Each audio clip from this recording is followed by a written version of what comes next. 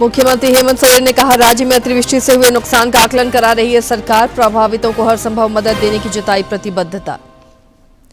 केंद्रीय कोयला राज्य मंत्री सतीश चंद्र दुबे ने सीएम हेमंत सोरेन के साथ की उच्च स्तरीय बैठक। झरिया मास्टर प्लान समेत कई अन्य मुद्दों पर हुई चर्चा। आज धनबाद में करेंगे समीक्षा।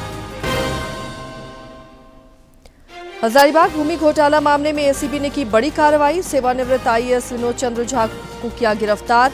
निलंबित आईएएस विनय चौबे की जमानत याचिका पर कल होगी सुनवाई। और झारखंड समेत देश भर में गणेश चतुर्थी की धूम। मंदिरों और पंडालों में गणपति बप्पा मोरिया के जयकारे। राष्ट्रपति, प्रधानमंत्री और राज्यपाल ने दी शुभकामनाएं।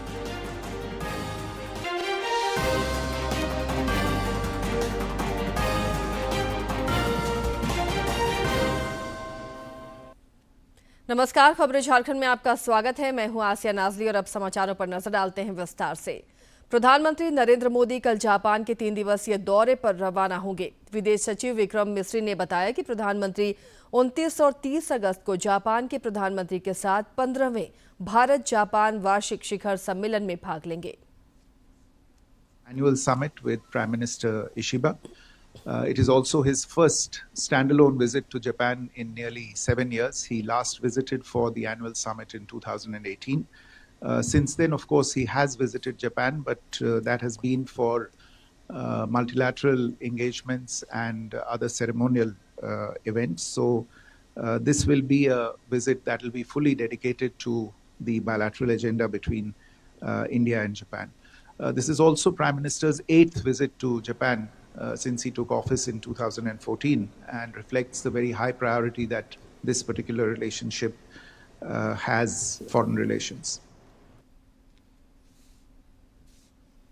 मुख्यमंत्री हेमंत सोरेन ने कहा है कि राज्य में अतिवृष्टि से हुए नुकसान का सरकार आकलन करा रही है। विधानसभा में कल अतिवृष्टि पर विशेष चर्चा के बाद सदन के बाहर पत्रकारों से बातचीत में श्री सोरेन ने प्रभावितों को राहत पहुंचाने की प्रतिबद्धता दोहराई है।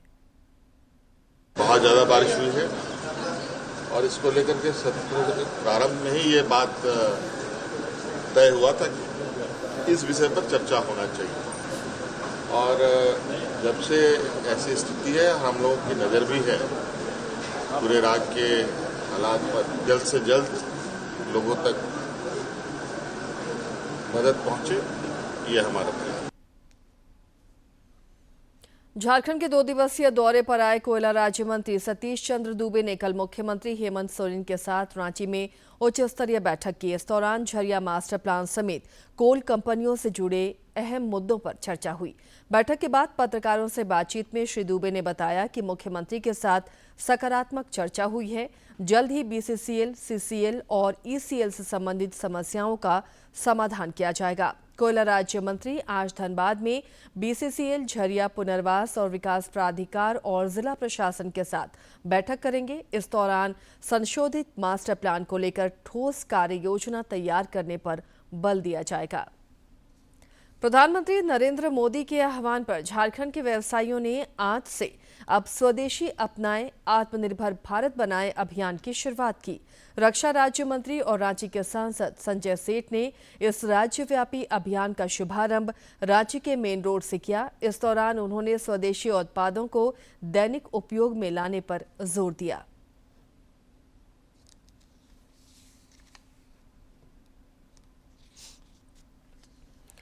कांग्रेस पार्टी का संगठन सृजन कार्यक्रम कल रांची और लोहरदगा में आयोजित हुआ, जिसमें पार्टी के प्रदेश प्रभारी के राजू और प्रदेश अध्यक्ष केशव महतो कमलेश भी शामिल हुए। कार्यक्रम में पंचायत स्तर से लेकर प्रखंड स्तर तक के पदाधिकारी मौजूद रहे।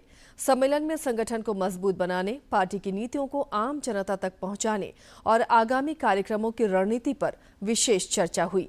मौके पर प्रदेश प्रभारी और प्रदेश अध्यक्ष ने पार्टी पदाधिकारियों को विभिन्न मुद्दों पर जागरूक करते हुए जनता के बीच अपनी बात रखने के मंत्र दिए।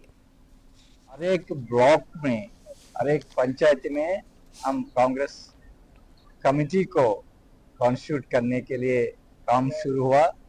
ये जिला में, रांची जिला में 50% पंचायती इसमें ये काम कंप्लीट हुआ। हर एक पंचायती में कमेटी मेंबर्स को अपॉइंटमेंट ऑर्डर्स हम दिलवाया और हर एक पंचायती में 2-3 लोगों को BLA भी हम रिकॉग्नाइज किया। हमारा विधानसभा में भी कल हमारे माननीय विधायकों ने विरोध किया है और हम सब इंडिया गठबंधन के सभी लोग उसका विरोध कर रहे हैं कि जैसे आप देख रहे हैं कि बिहार में हमारे 65 लाख वोटर की कटौती हो गई और ये वोटर जो 3 साल कई टर्म से वे लोग विभिन्न चुनावों में मतदान दिए हैं। हजारीबाग भूमि घोटाला मामले में एसीबी ने सेवानिवृत्त आईएएस अधिकारी विनोद चंद्र झा को रांची के धुर्वा स्थित साई सिटी से गिरफ्तार कर लिया है। गिरफ्तारी के बाद उन्हें हजारीबाग जेल भेज दिया गया है। इससे पहले इसी मामले में हजारीबाग के तत्कालीन उपायुक्त विनय चौबे को भी एसीबी ने गिरफ्तार किया था। निलंबित आईएएस विनय चौबे की जमानत याचिका पर कल सुनवाई होगी। गिरिडीह जिले के जमुआ थाना पुलिस ने अंतर्राज्यीय गिरोह के 5 अपराधियों को गिरफ्तार कर जेल भेज दिया है। ये सभी एक जेवर दुकान में डकैती की घटना को अंजाम देने वाले थे। पुलिस अधीक्षक डॉक्टर विमल कुमार ने बताया कि आरोपियों के पास से घटना को अंजाम देने के लिए प्रयोग में लाए जाने वाले गैस कटर, हथियार और मोटरसाइकिल सहित कई अन्य आपत्तिजनक चीजें बरामद की गई हैं। जामताड़ा जिले के नारायणपुर थाना क्षेत्र से पुलिस ने 4 साइबर अपराधियों को गिरफ्तार किया है। पुलिस उपाधीक्षक देवेंद्र वर्मा ने बताया कि गिरफ्तार साइबर अपराधियों के पास से करीब 1 लाख रुपए, 9 मोबाइल, 15 सिम कार्ड और एक मोटरसाइकिल समेत अन्य सामान बरामद किए गए हैं। साइबर अपराधियों के विरुद्ध छापामारी की गई, जिसमें 4 साइबर अपराधी पकड़े गए, जिसमें रोहित मंडल, खगेंद्र, कैलाश और चंद्रमोहन है। इनके पास फर्जी mobile, SIM card, ATM card, नगद राशि 1,11,000 बरामद हुआ, जिसके आधार पर साइबर थाना अंकित कर इन्हें गिरफ्तार किया गया है। इनके पास नगद राशि 1,10,000 रुपया, 9 mobile, SIM card 15, ATM card 60, chequebook 1, pan card 1 और मोटरसाइकिल 1 बरामद। खूंटी पुलिस अवैध मादक पदार्थों के खिलाफ लगातार अभियान चला रही है। इसी कड़ी में पुलिस ने साइको थाना क्षेत्र के मारंगहदा मोड़ के पास एक वाहन से करीब 2.5 किलो अवैध डोडा बरामद किया है।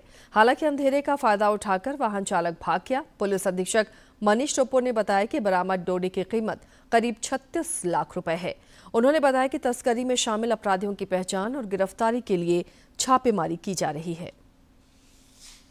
उधर गुमला ने पुलिस ने ब्राउन शुगर की खरीद बिक्री करने के मामले में 2 युवकों को गिरफ्तार किया है। अनुमंडल पुलिस पदाधिकारी ने बताया कि गुप्त सूचना मिली थी कि गुमला थाना क्षेत्र के टोटो ओपी क्षेत्र में कुछ लोगों के द्वारा ब्राउन शुगर की खरीद बिक्री की जा रही है।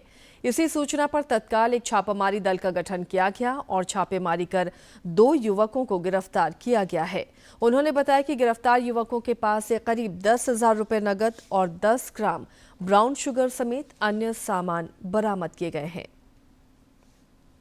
शहर में जो मादक पदार्थ की जो तस्करी हो रही है और अवैध खरीद बिक्री का काम हो रहा है, उसी संदर्भ में आज हम लोगों के द्वारा 2 व्यक्ति की गिरफ्तारी हम लोग किए हैं, जिसके पास से कुछ हम लोग जो अवैध ब्राउन शुगर और कुछ और भी सामान और कुछ नगद हम लोग जब्त किए हैं।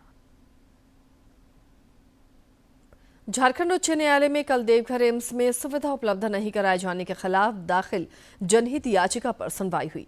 मुख्य न्यायाधीश तरलोक सिंह चौहान और न्यायाधीश राजेश शंकर की अदालत ने सुनवाई के बाद राज्य सरकार से अब जवाब मांगा है। अदालत ने पूछा है कि एम्स को अब तक क्या क्या सुविधाएं दी गई हैं। अदालत ने राज्य सरकार को 23 सितंबर को अद्यतन स्थिति की जानकारी देने को कहा है। मध्य प्रदेश के महू स्थित आर्मी वीर कॉलेज में आयोजित युद्ध कला और युद्ध संचालन पर 2 दिवसीय विशिष्ट त्रिसेवा सेमिनार रण संवाद 2025 का आज दूसरा दिन है। रण संवाद को संबोधित करते हुए रक्षा मंत्री राजनाथ सिंह ने कहा कि भारत कभी भी युद्ध को आमंत्रित करने वाला देश नहीं रहा। श्री सिंह ने कहा कि अगर कोई हमें चुनौती देता है तो यह जरूरी हो जाता है कि हम मजबूती से उसका जवाब दें। Friends, today in the world, whichever nation decides the battlefield is the one that controls the game and its rules. Others have no option but to respond to this and step into the arena on terms that are not of its own choosing. Our endeavor must be to define the battlefield and the rules of the game ourselves, compelling the adversary to fight there so that the lead advantage always remains with us. Friends, the success of Operation Sindoor is the perfect example in itself. और अब कुछ खबरें देखते हैं राज्य के विभिन्न जिलों से फटाफट अंदाज में।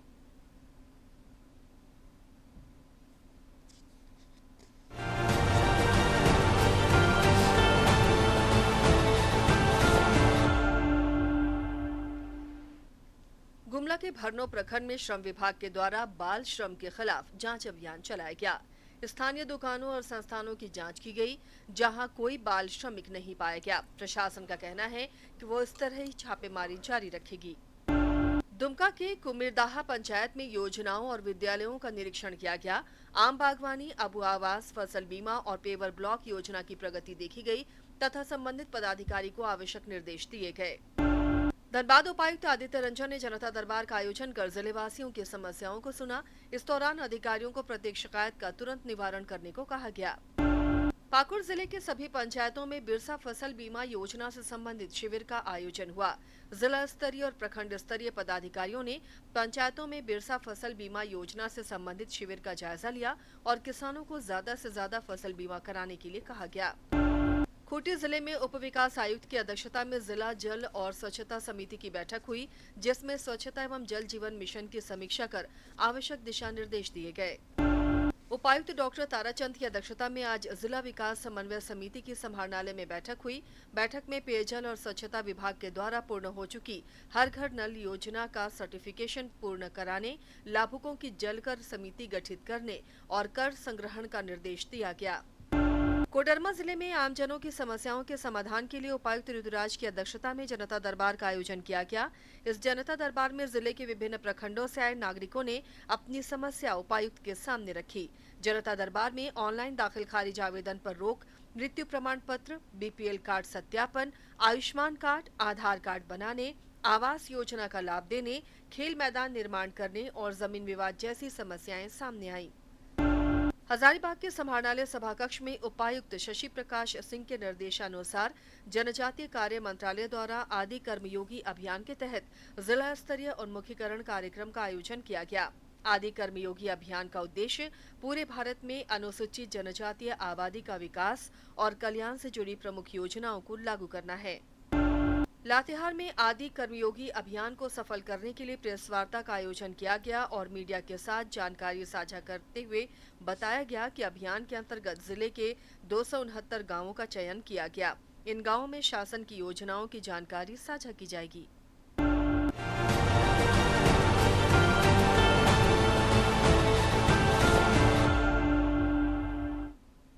प्रधानमंत्री नरेंद्र मोदी 31 अगस्त को आकाशवाणी पर मासिक मन की बात कार्यक्रम में देश विदेश के लोगों के साथ अपने विचार साझा करेंगे।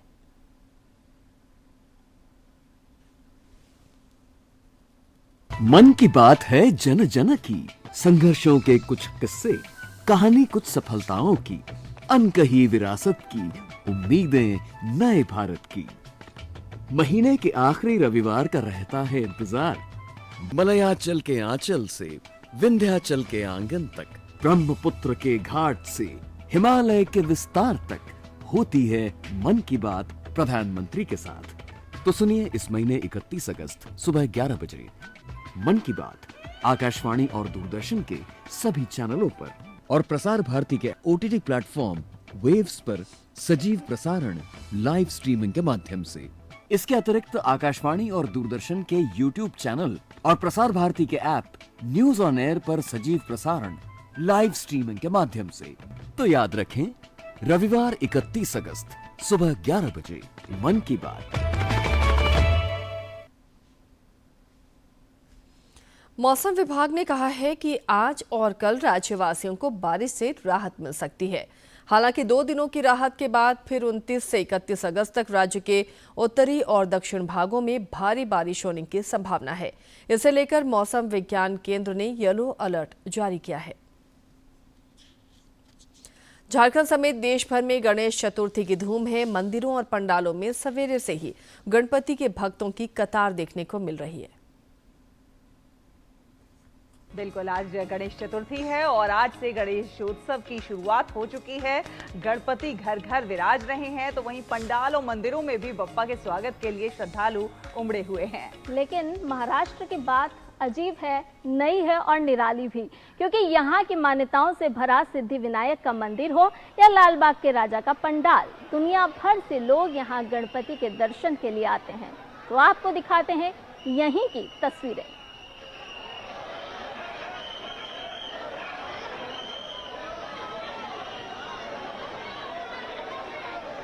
तो सिद्धि विनायक मंदिर, जहां अल सुबह से भक्तों का तांता लगा हुआ है, और लालबाग का राजा काफी प्रसिद्ध और साथ ही साथ मान्यताओं से भरे ये दोनों ही मंदिर।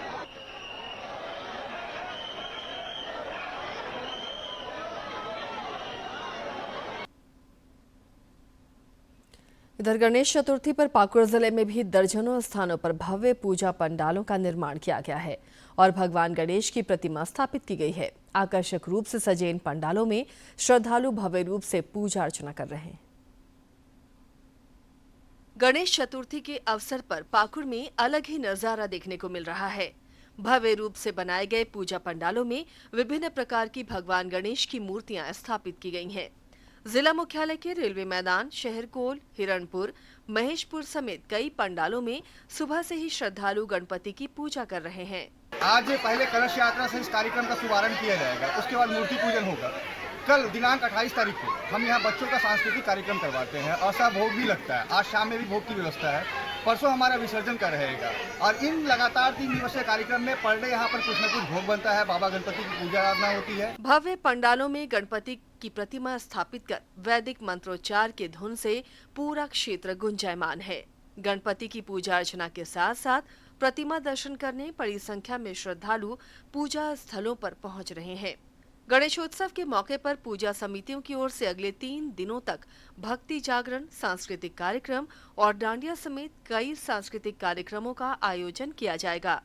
हम लोग 27वां गणपति महोत्सव मना रहे हैं और इस 4 दिवसीय गणपति महोत्सव पर विभिन्न तरह के कार्यक्रम का आयोजन किया गया है। भाद्रपद शुक्ल चतुर्थी को आयोजित गणेश पूजा का विशेष महत्व है। ऐसी मान्यता है कि आज के दिन शुभ कार्यों की शुरुआत फलदायी होती है। डीडी न्यूज के लिए पाकुड़ से रामप्रसाद सिन्हा की रिपोर्ट। इधर राष्ट्रपति द्रौपदी मुर्मू ने गणेश चतुर्थी की शुभकामनाएं दी हैं।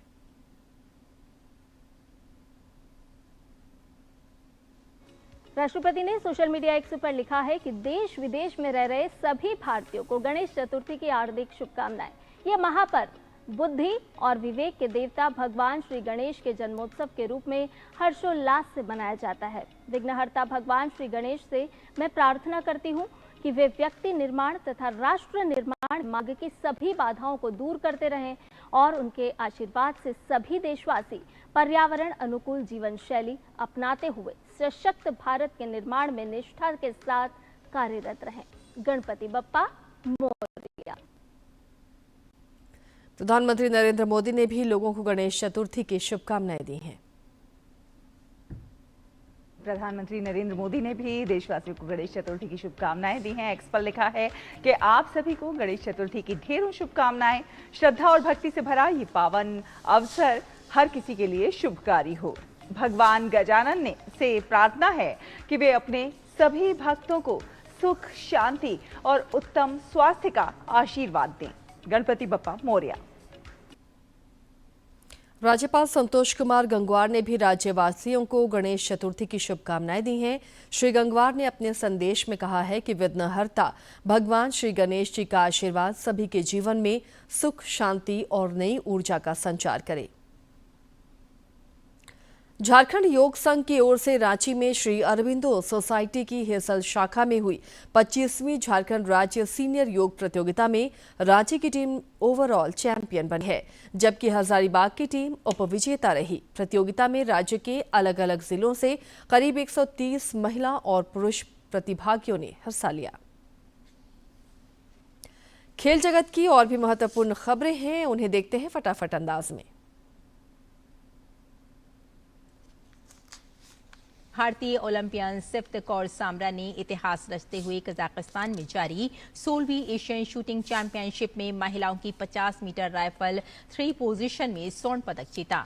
सिफ्त ने 459.2 के स्कोर के साथ पोडियम पर शीर्ष स्थान हासिल किया। वे इस प्रतियोगिता के इस इवेंट में स्वर्ण पदक जीतने वाली पहली भारतीय हैं।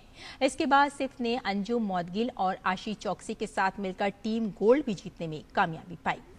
पेरिस में चल रही विश्व चैंपियनशिप में विमेन्स सिंगल्स के पहले राउंड में सिंधु ने बुल्गारिया की कलोयाना नलबंतोवा को 39 मिनट तक चले मुकाबले में 23-21, 21-6 से हराया। क्रिकेट के बेताज बादशाह कहे जाने वाले सर डॉन ब्रैडमैन को आज हम याद कर रहे हैं। उनका जन्म 27 अगस्त 1908 को ऑस्ट्रेलिया में हुआ था। आइए जानते हैं उनके कुछ अनसुने किस्से और बल्ले से किए गए ऐतिहासिक चमत्कारों के बारे में। बल्ले के जादूगर, क्रिकेट की दुनिया का boss, the don sir Donald Bradman, एक ऐसे बल्लेबाज जिनकी महानता को मापने के लिए कोई पैमाना नहीं है। 27 अगस्त 1908 को न्यू साउथ वेल्स ऑस्ट्रेलिया में जन्मे ब्रैडमैन ने सिर्फ 20 साल की उम्र से ब्रिस्बेन में इंग्लैंड के खिलाफ टेस्ट में पदार्पण किया। 1930 की एशेज सीरीज में उन्होंने 5 टेस्ट मैचों में 974 रन बनाकर खुद को क्रिकेट के विश्व मंच पर स्थापित किया। ब्रैडमैन ने ऑस्ट्रेलिया के लिए कुल 52 टेस्ट में 80 पारी में 99.94 के असाधारण औसत से कुल 6,996 रन बनाए। ब्रैडमैन के नाम 29 शतक और 13 अर्धशतक दर्ज हैं। उनका टॉप स्कोर 334 रन रहा। उन्होंने 2 तिहरे शतक लगाए। ऐसा करने वाले वे दुनिया के सबसे पहले क्रिकेटर थे। ब्रैडमैन के नाम टेस्ट में सबसे ज्यादा दोहरा शतक बनाने का रिकॉर्ड है। उन्होंने कुल 12 बार 200 से ज्यादा रन बनाए। क्रिकेट अनिश्चितताओं का खेल है और इसे विडंबना ही कहेंगे कि रनों का अंबार लगाने वाले ब्रैडमैन अपने करियर के आखिरी टेस्ट में बिना खाता खोले आउट हो गए। अगर वह अपने आखिरी टेस्ट में सिर्फ 4 रन और बना लेते तो उनका करियर औसत 100 का होता। क्रिकेट के इस जादूगर ने 25 फरवरी 2001 को 92 साल की उम्र में दुनिया को अलविदा कह दिया, लेकिन उनकी विरासत आज भी जिंदा है। ब्रैडमैन सिर्फ एक क्रिकेटर नहीं, एक युग थे और आज वो हर युवा क्रिकेटर की प्रेरणा है। Sports desk, DD news. आज विश्व झील दिवस है। यह दिन झीलों के महत्व के बारे में जागरूकता बढ़ाने और उनके संरक्षण की कार्रवाई के लिए एक आह्वान है। सूरज को डूबते देखा है। झीलें सिर्फ पानी का ठहरा हुआ टुकड़ा नहीं होती, ये हमारी धरती की धड़कन है। भारत सरकार ने इसी महत्व को समझते हुए शुरू किया मिशन अमृत सरोवर। हर जिले में 75 सरोवर बनाने और पुराने तालाबों को नया जीवन देने का संकल्प।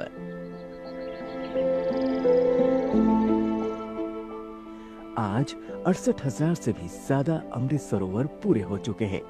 सोचिए कितने गांवों की प्यास बुझी होगी, कितनी हरियाली लौटी होगी। इसके साथ ही सरकार ने चलाया जल शक्ति अभियान कैच द रेन। नारा था जल संचय जन भागीदारी। बारिश का पानी अब सीधे जमीन को जीवन देने लगा।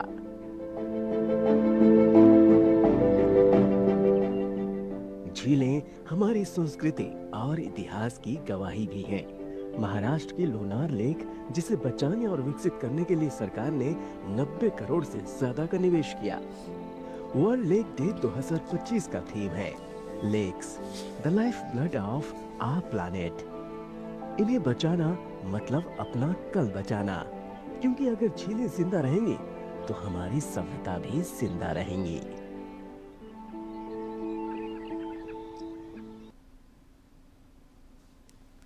दुमका का प्रवेश द्वार माना जाने वाला दुधानी चौक पर स्थित टावर दुमका शहर की पहचान है, लेकिन अब मरम्मत के अभाव में घड़ियां बंद पड़ी हैं और टावर भी जर्जर हो गया है। एक रिपोर्ट।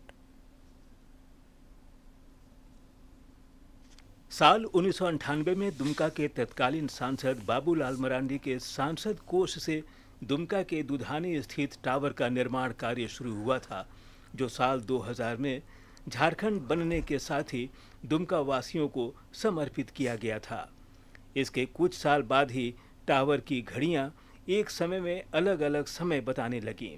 हालांकि लोगों की शिकायतों के बाद भी प्रशासन और संबंधित विभाग की इस ओर नजर नहीं गई। ऐसा माना जाता है कि घड़ी अगर बंद हो गई तो समय खराब हो जाता है। तो ये दुमका शहर का प्रवेश द्वार पर 4 घड़ियां लगी हुई है, चारों अलग अलग समय बता रही हैं और कोई भी सही समय नहीं बता रही हैं। समय खराब इस घड़ी का है, तो शहर का भी लगता है कि समय ठीक नहीं चल रहा है। टावर चौक के समीप स्थित दुकान के दुकानदार अब्दुल हामिद बताते हैं कि मरम्मत के नाम पर टावर का केवल रंग रोगन होता है, जिससे टावर का प्लास्टर झड़ रहा है और यह कभी भी बड़े हादसे का सबब बन सकता है।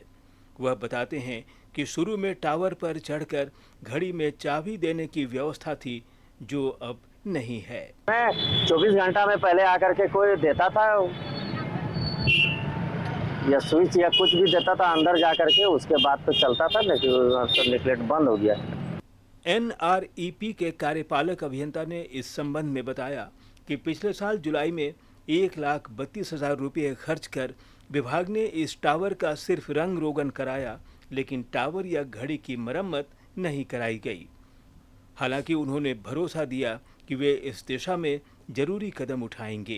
1.5 लाख के आसपास का लागत से बना गया है और मेरे यहाँ पदस्थापन से पहले शायद इसकी कार्यालय निर्गत किया गया था और मेरे आने से पहले ही ये कार्य किया गया था, लेकिन भुगतान मेरे ही रीजन में किया गया था और अभी तत्कालीन मेरे पास यहाँ पर अभी फाइल नहीं है इसका, लेकिन जहाँ तक मुझे ज्ञात है कि उसमें केवल रिपेयरिंग का काम है, रंग रोगन और मरम्मत का काम है, घड़ी को ठीक कराने का कार्य नहीं है उस प्रकरण। और यही बस जानकारी है टावर चौक को लेकर। और आगे इस विषय में आप लोगों के द्वारा अगर कहा जा रहा है कि घड़ी क्यों बंद है, तो मैं इस विषय में देखता हूँ अगर कुछ हो सके। हालांकि यह टावर चौक और टावर पर लगी 4 घड़ियां बस इस उम्मीद में है कि इनका कायाकल्प हो और वे शहर की खूबसूरती में फिर से 4 चांद लगा सकें। अब देखने वाली बात यह होगी कि प्रशासनिक पहल से इस टावर का कायाकल्प होता है या फिर टावर महज इतिहास बनकर रह जाएगा। डीडी न्यूज़ के लिए दुमका से RK नीरद की रिपोर्ट।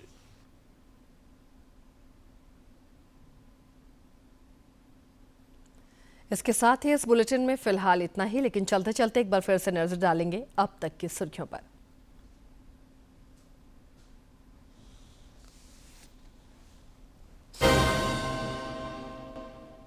मुख्यमंत्री हेमंत सोरेन ने कहा, राज्य में अतिवृष्टि से हुए नुकसान का आकलन करा रही है सरकार, प्रभावितों को हर संभव मदद देने की जताई प्रतिबद्धता।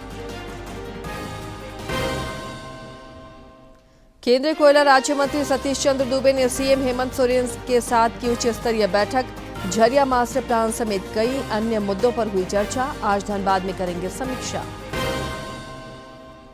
हजारीबाग भूमि घोटाला मामले में एसीबी ने की बड़ी कार्रवाई, सेवानिवृत्त आईएएस विनोद चंद्र झा को किया गया गिरफ्तार। निलंबित आईएएस विनय चौबे की जमानत याचिका पर कल होगी सुनवाई। और झारखंड समेत देश भर में गणेश चतुर्थी की धूम, मंदिरों और पंडालों में गणपति बप्पा मोरिया के जयकारे। राष्ट्रपति, प्रधानमंत्री और राज्यपाल ने दी शुभकामनाएं।